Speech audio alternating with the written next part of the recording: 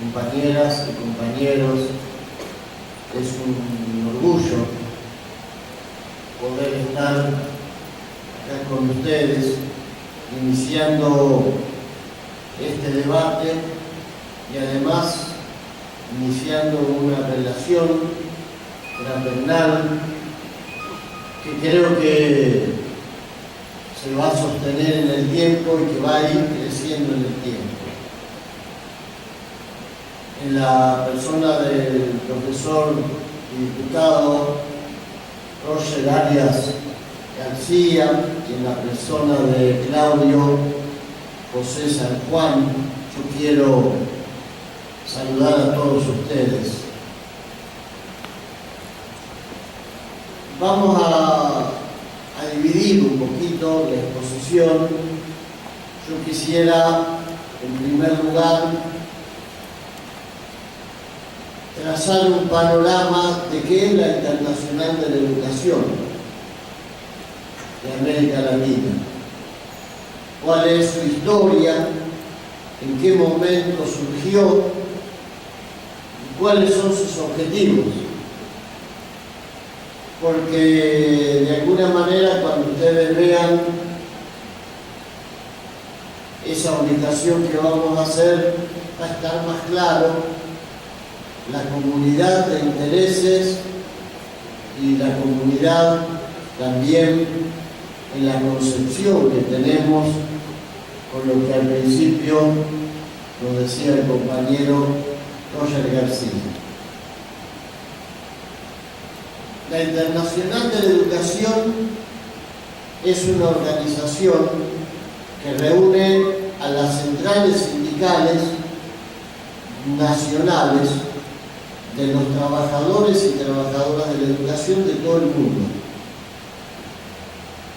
Esta Internacional de la Educación forma parte de una tendencia que desde más o menos los 90 en adelante se ha venido dando en el mundo, que es la tendencia a constituir internacionales de oficio, donde se agrupan todos los sindicatos de una misma actividad en una organización mundial. La Internacional de la Educación fue quizás la que inició este proceso. Están formando parte actualmente de la Internacional de la Educación los sindicatos de trabajadores de nuestro sector de prácticamente todo el mundo, de todos los planetas. Esa organización internacional tiene su sede en Bruselas. El presidente es un holandés, Fred Van Leeuwen, y tiene un Consejo Mundial que está formado por representantes de las confederaciones, de los educadores, de todos los continentes. Cada continente tiene a su vez una internacional de la educación, por ejemplo, en el caso nuestro, de América Latina y el Caribe. En el caso de los sindicatos del norte, es una organización internacional de la educación de los países del norte, está la de los europeos, los asiáticos, los africanos, etc. En el caso de la Internacional de la Educación de América Latina, nosotros fuimos creciendo fundamentalmente a partir del inicio de la década del 90. Esa década del 90, en muchos de los países de América Latina, actualmente se la llama la década perdida. La década perdida porque fue una década en la que se aplicaron en nuestro continente los experimentos que el neoliberalismo empezó a hacer en el marco de lo que ellos llamaban la globalización. A principio de esa década, tanto el Fondo Monetario Internacional como el Banco Mundial empezaron a plantear que había que realizar cambios en los países de América Latina para modernizar los estados, con la idea de que los estados de América Latina tenían que achicarse y tenían que empezar a regularse por lo que se denominaron los principios del consenso de Washington.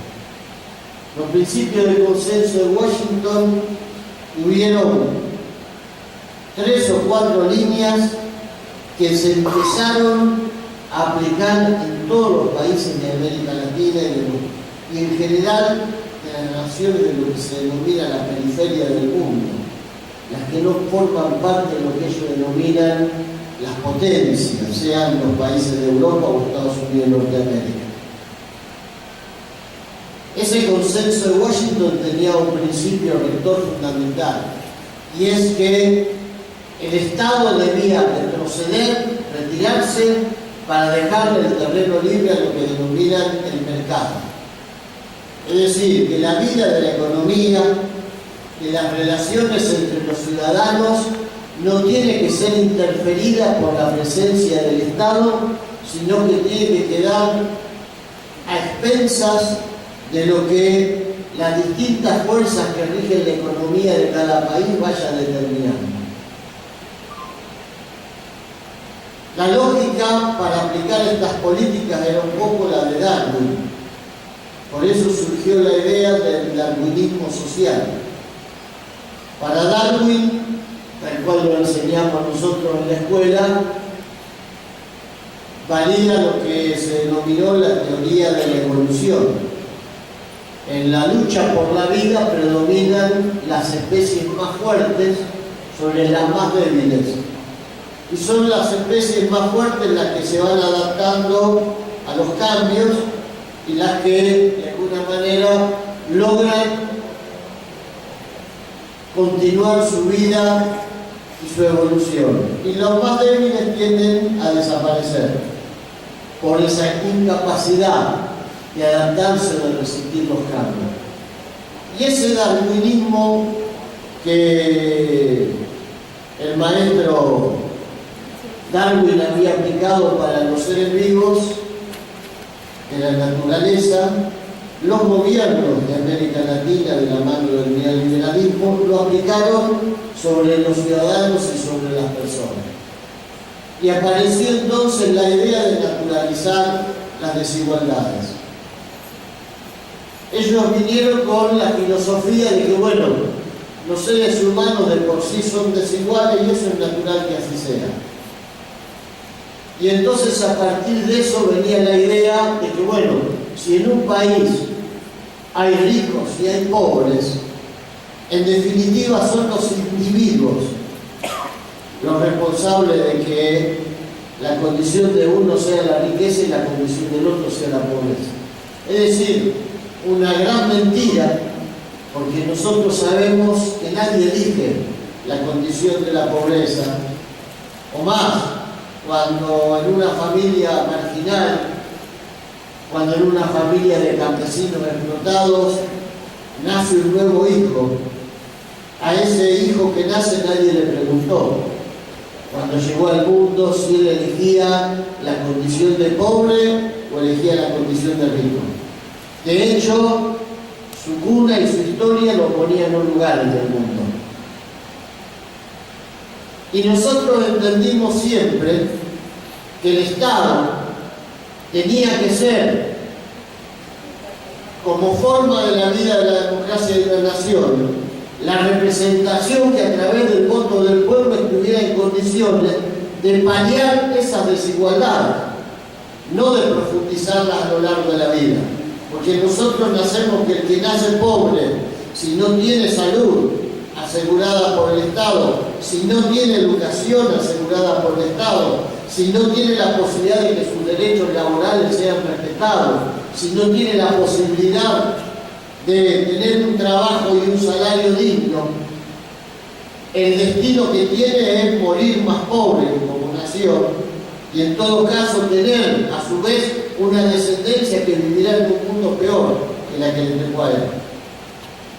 Esta idea en la que el neoliberalismo intentó vendernos como la modernidad de la globalización, el mundo nuevo era esto. Y como el mundo nuevo era esto, había que hacer que el Estado retrocediera, que el Estado se achicara, que se dedicara a garantizar fundamentalmente la seguridad y la represión de todas las formas de protesta ante la desigualdad. Por eso nosotros en América Latina teníamos esta contradicción. Estados débiles cuando había que garantizar educación o salud, pero estados muy fuertes cuando había que reprimir a cualquiera que quisiera luchar contra la desigualdad. Ahí todo el mundo estaba de acuerdo que los estados tenían que ser muy fuertes y muy eficaces. Esta idea trajo de la mano otra. La idea de que la educación, en lugar de ser una inversión social, en lugar de ser una inversión que hace un Estado en representación de un colectivo nacional para asegurar un mejor futuro, era simplemente un gasto. Los economistas neoliberales, que nosotros le denominábamos en nuestros países los Chicago Boys, porque venían de la escuela, justamente de la escuela de Chicago, todos con la misma mentalidad, así fueran mexicanos, chilenos, argentinos, paraguayos, bolivianos, venían todos con la cabeza formateada para aplicar recortes. Había que recortar el gasto educativo, había que recortar el gasto de salud, había que transferir las escuelas de los estados federales a las provincias para que las provincias se hicieran cargo de los recursos educativos. Incluso con Pinochet en Chile hasta se llegó a plantear que la escuela fuera dependiente de cada municipio. Eso creo que estuvo Guillermo Sherpin la vez anterior y lo explicó muy bien. Pero nosotros, la Internacional de la Educación, nació justamente como una necesidad de dar respuesta frente a esta ofensiva, porque nos dábamos cuenta que lo que nosotros enfrentábamos en la Argentina en términos de reformas educativas, en términos de achicamiento de los presupuestos educativos, la idea de la evaluación al docente, la idea de aplicar reformas que parten de la base de que el docente es un objeto, no un sujeto. Es un objeto que lo ponemos y lo sacamos. Le hacemos una prueba y si rinde, sigue siendo docente, si no rinde, lo desenroscamos y traemos otro y lo enroscamos y probamos a ver si con el otro la cosa anda mejor.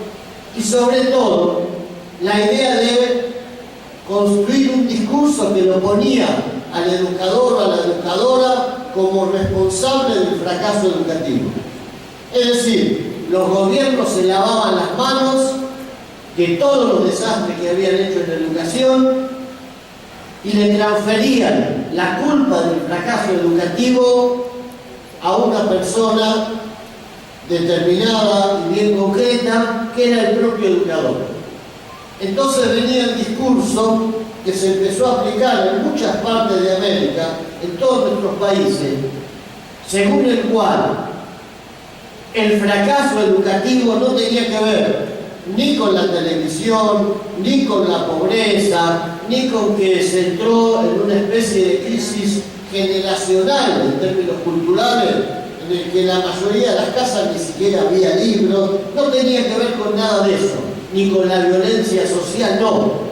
Tenía que ver con que el educador era un fracasado, que simplemente lo que quería era que se le garantizara un salario, estabilidad, y que se negaba a perfeccionarse, se negaba a mejorar, se negaba a superarse, era ausentista, era adicto al ausentismo, le gustaba faltar, es decir, todo construido como para que en el centro de la responsabilidad estuviésemos nosotros.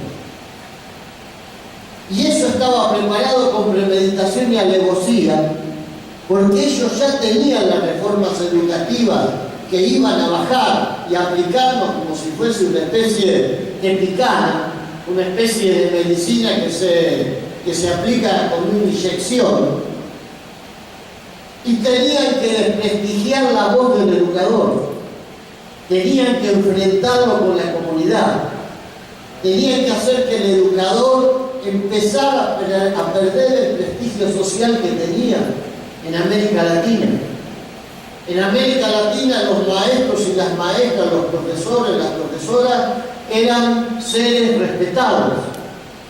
Si se hacían encuestas públicas y se le preguntaba al ciudadano entre los políticos, los periodistas, los curas, los empresarios, los maestros, los profesores, cuáles son las personas que ustedes más valoran, y aparecía siempre más valorado el educador.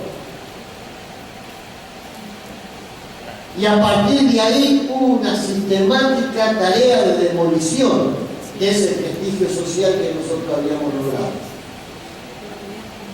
con el objetivo de desautorizarnos frente a la sociedad. Porque uno solamente puede someter al otro a su arbitrio y voluntad si primero logra desautorizar. A tal punto fue esa desautorización que empezó a haber muchos compañeros y compañeras nuestras que empezaron a sentir que no tenían derecho a opinar, que no estaban autorizados para decirle a quien venía a ofrecer o a proponer una reforma educativa: no, mire, esto no es así, o yo quiero participar, yo quiero opinar.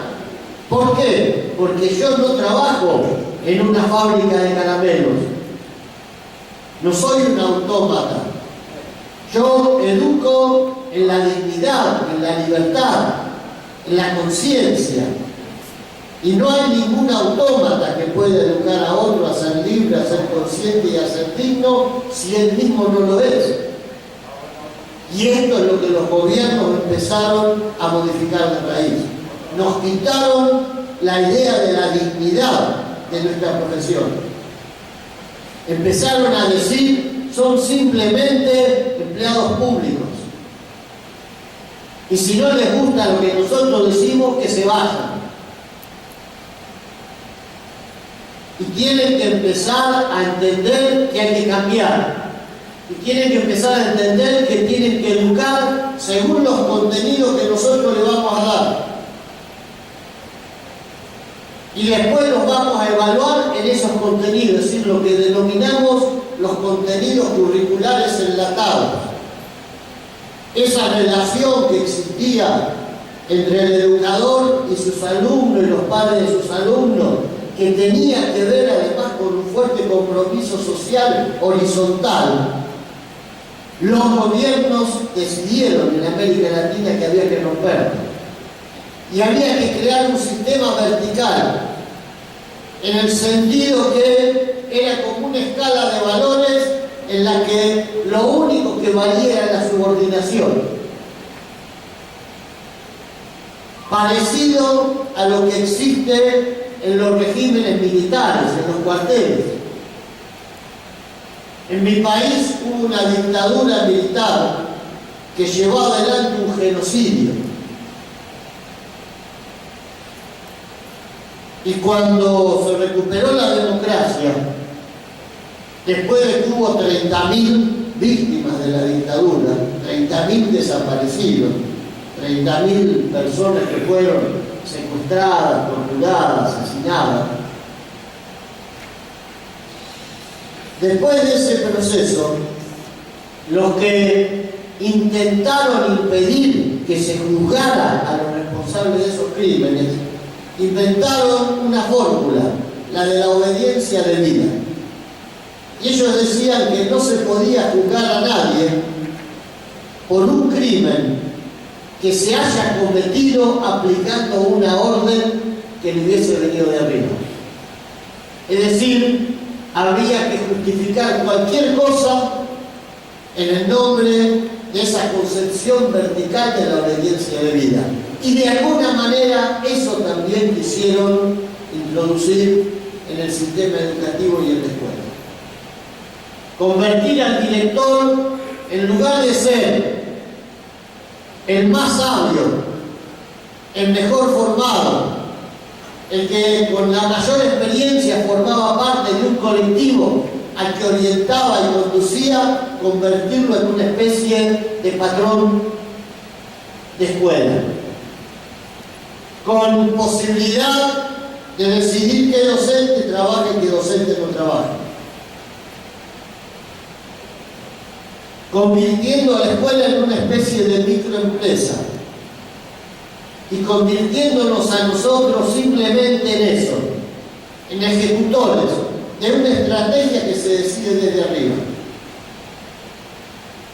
Esto que yo les relato, así se aplicó en Chile con Pinochet, se aplicó en Brasil, se aplicó en Argentina, en Paraguay, en Colombia. Todos nuestros países empezaron a ser orientados en la misma línea. Y apareció ahí la idea de las reformas educativas, las reformas de segunda generación, como se le llamó en el Banco Mundial. Y cuando nos empezamos a dar cuenta que la reforma educativa de México, o la de Chile, o la de Argentina, o la de Bolivia, Paraguay, eran las mismas, y que la lógica venía ordenada desde Estados Unidos, Norteamérica y Europa, y que el objetivo fundamental de esa reforma era consolidar un esquema de sociedades desiguales, convertir a la educación en una mercancía y hacer que los más pobres tuvieran simplemente la instrucción necesaria para hacer mano de obra barata, segura y en condiciones de ser explotada, y que los docentes teníamos la misión de garantizar eso. Cuando nos dimos cuenta de eso, ya era tarde, porque los gobiernos habían avanzado y le vendían a los padres de nuestros alumnos la idea de que esto era la modernidad. Los gobernantes decían: basta de mentira, basta de demagogia, basta de facilismo. Si usted quiere tener más opciones de canales de televisión, ¿qué hace? Va y paga. Se compra el servicio de tal o cual señal de videocable, no sé si acá se llama igual, y paga la diferencia. Más canales quiere ver, más paga. La educación es lo mismo. Usted quiere que su hijo tenga mejor educación, entonces paga. ¿Por qué el Estado que recauda le va a pagar la educación a alguien que puede pagar? Esa es la lógica. Y para los pobres, el Estado se va a encargar. Le va a dar una escuela para pobres. Y ese esquema claramente tenía un objetivo, que es reproducir sociedades desiguales. Porque si la escuela pública no garantiza la posibilidad de la movilidad social, si la escuela pública no garantiza que el que no tuvo la posibilidad de nacer en una cuna de oro tenga la posibilidad después de revertir su situación a través de la educación, no sirve para nada entonces. Porque una educación para que los pobres sigan siendo pobres y los ricos tengan asegurada su condición de ricos, eso no es una educación. Eso es simplemente reproducir a eternidad las desigualdades. Y cuando los educadores empezamos a reaccionar contra eso, los gobiernos empezaron a enfrentar protestas. Y después empezaron a enfrentar huelgas, acciones. Y entonces llegaron a la conclusión de que el enemigo colectivo que conspiraba contra el éxito de su política de reforma se llamaba sindicatos de la educación. Y entonces pusieron en la mira a los sindicatos de la educación. Hoy todavía se siguen publicando documentos. El otro día con Humberto veía veíamos uno, en los que se señalaba que uno de los requisitos para que las reformas educativas sean exitosas es liquidar la fuerza de los sindicatos de la educación. Y para liquidar la fuerza de los sindicatos de la educación hay dos maneras. O la cooptación de los dirigentes, comprar a los dirigentes con preventa, convertirlos en un sindicalismo empresario, atarlos de tal manera que una vez que los tienen amarrados ya no se puedan mover. Cosa que ustedes conocen porque acá en México ha sucedido. Tenemos los ejemplos claramente de eso.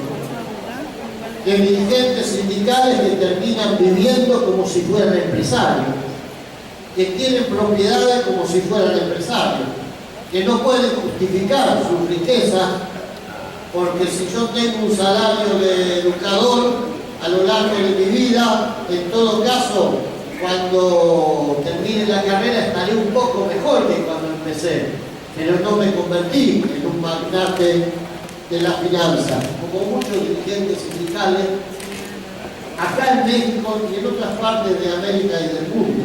Esto es así. Entonces, ese era un camino. ¿Y el otro camino cuál era? El viejo camino de siempre, la represión. Negarle el reconocimiento legal a los sindicatos que no se subordinan. Negarle, nosotros decimos la personalidad gremial, acá le dicen la toma de nota. Negarle el registro sindical, desconocerlos, impedir que puedan desarrollar su actividad, cesarlos a sus dirigentes, como en el caso del compañero, perseguirlos. Y si todo eso no sirve, hasta también eliminarlos físicamente, como ha pasado muchas veces. Compañeros que a veces son asesinados por parapoliciales o que otras veces sufren accidentes, porque ellos tienen toda la gama de recursos como para aplicar. Y yo creo que esta realidad fue la que nos movió a nosotros a unirnos, porque las políticas venían todas desde el mismo lugar, todas aplicadas por el Fondo Monetario y el Banco Mundial. Y en cada país, grandes empresas multinacionales, la Ford, las compañías estas de las multinacionales ojeras, las que producen alimentos, la Corn, la Coca-Cola, esas financiaban fundaciones que cooptaban intelectuales y que se ponían un nombre lindo, Fundación Ciudadana por los Derechos de la Modernidad, Fundación tal cual, Fundación tal otra, y esas fundaciones se dedican a emitir informes que después se reproducen a través de la televisión y que se dedican a hablar de, bueno, cuáles son los caminos para que los ciudadanos se eduquen en la modernidad, cuáles son las formas de un sindicalismo moderno, cuál es la manera de que tengamos los cambios educativos que hacen falta para estas épocas. Todo eso que está financiado por ellos mismos, pero que se le mete todos los días en la cabeza a la gente. Cuando prenden el televisor y aparece un hombre o una mujer, todos muy bien vestidos, muy elegantes, hablando de los cambios, de las reformas, de que los educadores deben modificar su mentalidad trazada, de que deben innovar, de que deben integrarse al mundo nuevo. Bueno, todos esos discursos que nosotros ya conocemos de sobra y que nos repiten una y mil veces, para convencer a los padres de nuestros alumnos y para convencernos nosotros mismos de que el mundo moderno es esto y que hay que aceptarlo así como está y así como viene. Es decir, que dejemos de ser, lo que decía el compañero Roger al principio, seres pensantes, seres autodeterminados, con capacidad de decidir y sobre todo con capacidad de decidir qué es lo justo y qué no es justo. Nosotros en la Internacional de la Educación, el primer grito de guerra que dimos fue cuando dijimos: basta de convertir a la educación pública en una mercancía. La educación es un derecho social. Y los derechos sociales no son derechos, sino son para todos igual.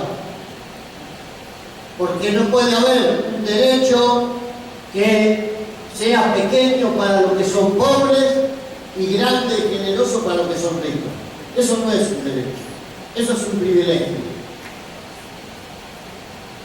Convertir la educación en una mercadería y convertir a los educadores en los que suministran esa mercadería es el objetivo de las políticas de reforma que acá se quiere entender como el camino hacia la modernidad.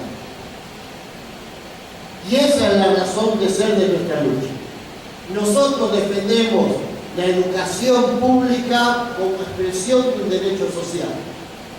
Y defendemos el papel de los trabajadores y trabajadoras de educación como seres pensantes, seres dignos, seres autodeterminados, que tienen que tener derechos consagrados, por supuesto obligaciones, pero derechos consagrados. El derecho a la estabilidad es uno. ¿Por qué? Porque durante mucho tiempo en América Latina y antes de los 90 también, el educador tenía que congraciarse con el capanga de cada ciudad o de cada pueblo. Capanga quiere decir con el dueño del poder político o el dueño del poder económico. Y nosotros eso creo que en toda América lo conocemos.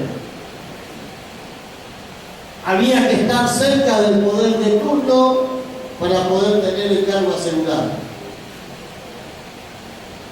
Y en esa decisión fuimos constituyendo una organización que empezó a coordinar las luchas a nivel continental. ¿De qué manera? Dándonos fuerza entre nosotros. Y en América Latina empezó a haber procesos de grandes resistencias populares. Piensen ustedes que en América Latina, en la década del 90, hubo 13 presidentes de América que fueron destituidos por luchas populares. 13 presidentes. En Ecuador, en Brasil, en Argentina, en Bolivia, en muchos países de América Latina.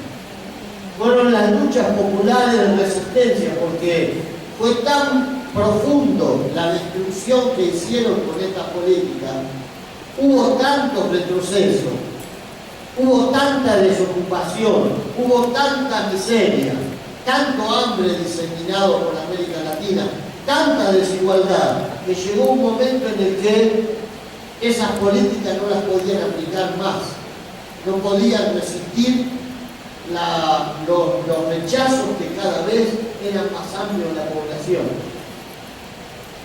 Y se ha dado un proceso de cambio interesante, promisorio en algunos países de América Latina. Nosotros en Argentina, por ejemplo, estuvimos 1050 días en una lucha que se denominó la Carpa Blanca, luchando contra la reforma educativa que aplicó un presidente nuestro que fue un cipayo con mayúsculas, se llamó Carlos Menem. El imperialismo yanqui lo mostraba como el ejemplo de uno de los mejores estadistas de América Latina, y en realidad era un payaso que lo único que sabía era ejecutar las políticas que le imponían desde el Banco Mundial y el Fondo Monetario Internacional. Un payaso y un corrupto, como son la mayoría de estos personajes, que no saben ni dónde están parados, que tienen una cara bonita, que los promocionan 2 o 3 grandes medios de comunicación, que los venden como si fuera una gaseosa, que hacen la propaganda adecuada, la gente lo compra, lo vota, y después son títeres que lo maneja el poder económico a su antojo. Eso fue el presidente Carlos Menem, y creo que hay unos cuantos como ese todavía dando vueltas por América Latina. Ese presidente aplicó una reforma educativa que tuvo dos momentos. Un momento fue transferir las escuelas federales a las provincias, a los estados provinciales. Acá le llaman a los estados. Y la otra reforma educativa se llamó Ley Federal de Educación, que es más o menos esto que está acá. Palabras más, palabras menos es lo mismo. Evaluación a los docentes, cese de la estabilidad, reducción de los presupuestos educativos, bueno, todo lo que más o menos está acá.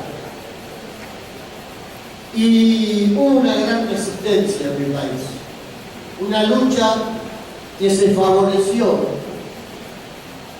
Increíblemente, ellos tomaron una medida que nos terminó favoreciendo sindicalmente. Al pasar la educación, dejar que sea federal, convertirla en estadual provincial, nos permitió a nosotros organizar sindicatos en cada provincia. Y frente a un sindicato nacional que existía, que había sido cooptado por el gobierno y que respondía al gobierno, nosotros empezamos a organizar la resistencia desde los sindicatos provinciales. Y esos sindicatos provinciales empezaron primero a tender relaciones entre ellos, hasta que hubo la posibilidad de unificarnos en una Federación Nacional de Sindicatos Provinciales.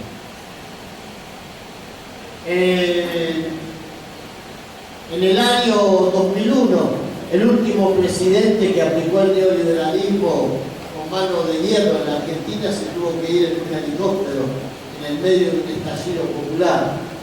Es verdad que antes de irse dejó 30 muertos en la represión que se dio en las calles, pero en el año 2003 empezó con la asunción de Néstor Kirchner un proceso parecido al de Venezuela con Chávez, parecido al de Bolivia con Evo Morales, al de Ecuador con Correa. Es decir, empezaron a aparecer países que con la lucha de sus pueblos empezaron a cambiar estas políticas que se habían aplicado en la década perdida, en la década de los 90.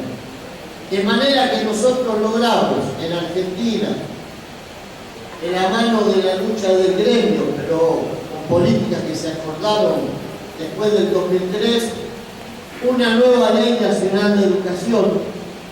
Se derogó la Ley Federal de Educación y se terminó con aquella reforma. Una ley que establece que la educación es un derecho social, una ley que respeta la estabilidad de los trabajadores de educación. Logramos una ley de financiamiento educativo para garantizar que en nuestro país se aplicara por lo menos 6 puntos del Producto Bruto Interno de Educación. Y se estableció un piso nacional salarial para todos los educadores y educadoras del país, es decir, un piso debajo del cual no podía ganar nadie, porque en mi país, si el Estado era más pobre, los salarios para los docentes eran más pobres. Si el Estado era más rico, los salarios para los docentes eran mejor. Había grandes disparidades.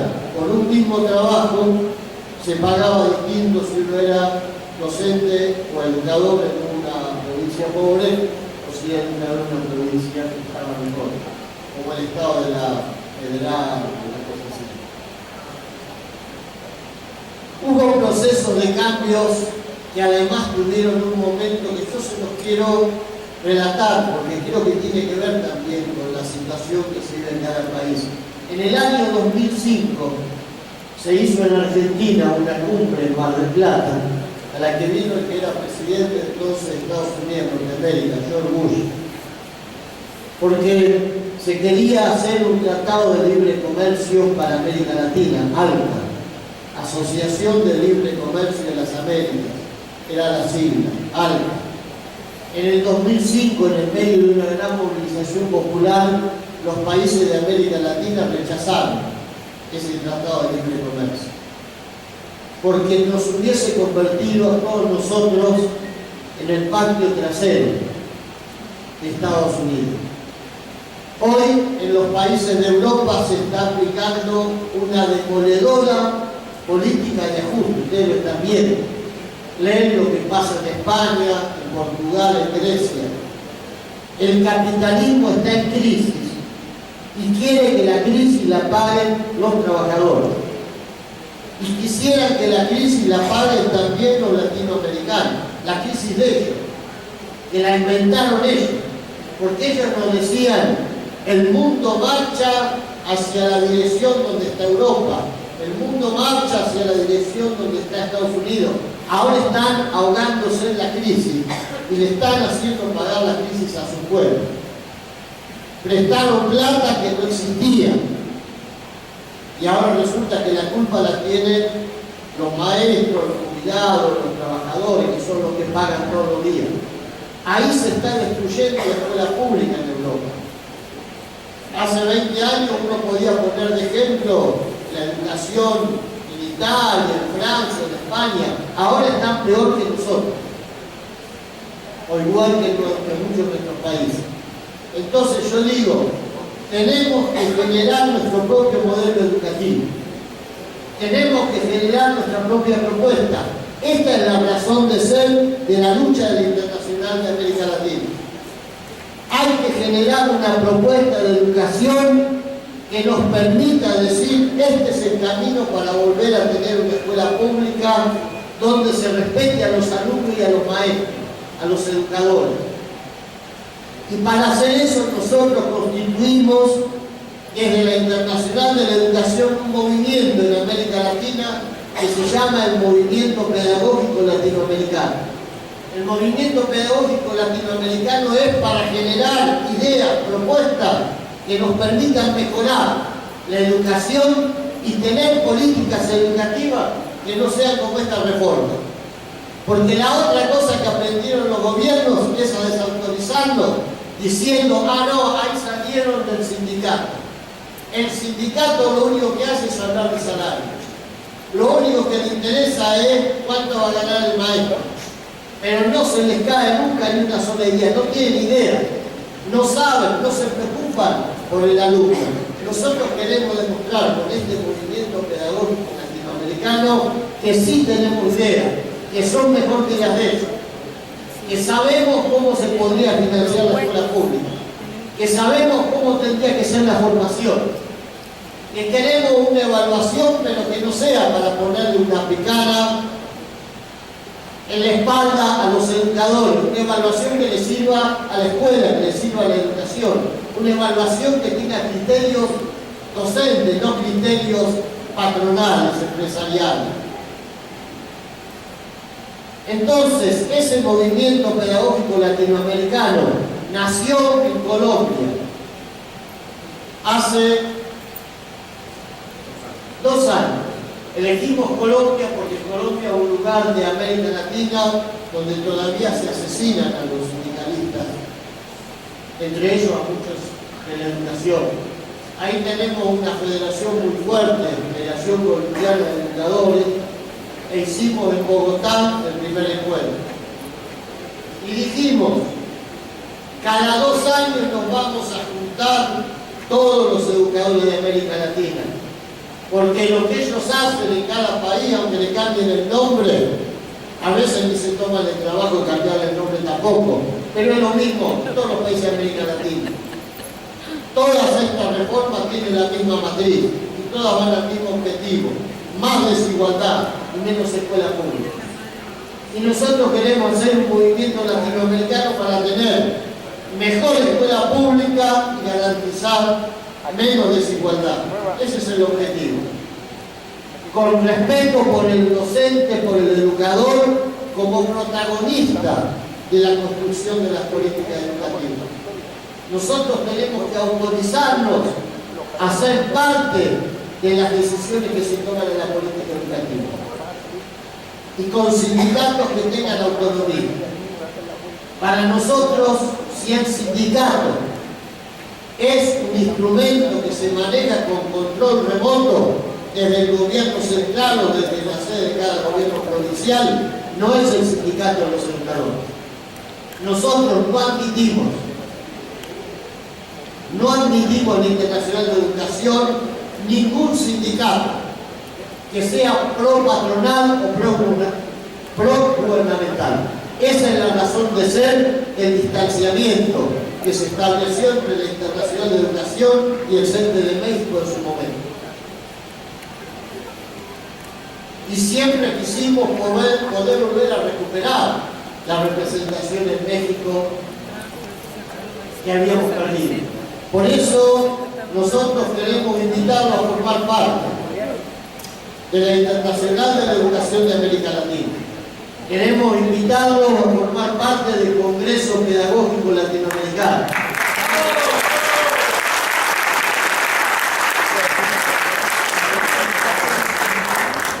Queremos recuperar en este país tan importante y tan vinculado a las luchas de nuestro pueblo latinoamericano la representación que en su momento acabamos de tener.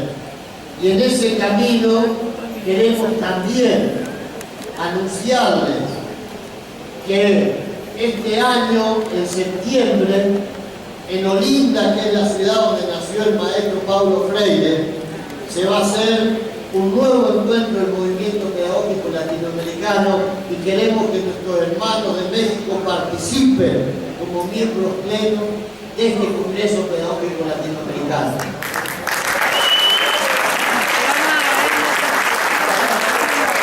Y por último, porque para nosotros es trascendente, es importante recuperar a México como parte de esta construcción, queremos proponerle, esto se lo transmitimos ayer al compañero Roger García y al compañero San Juan, queremos proponerles que dentro de 2 años, cuando se vuelva a realizar el Congreso Pedagógico Latinoamericano, que reúne a todos los representantes de América Latina y también de otras partes del mundo, Tabasco, Villahermosa sea sede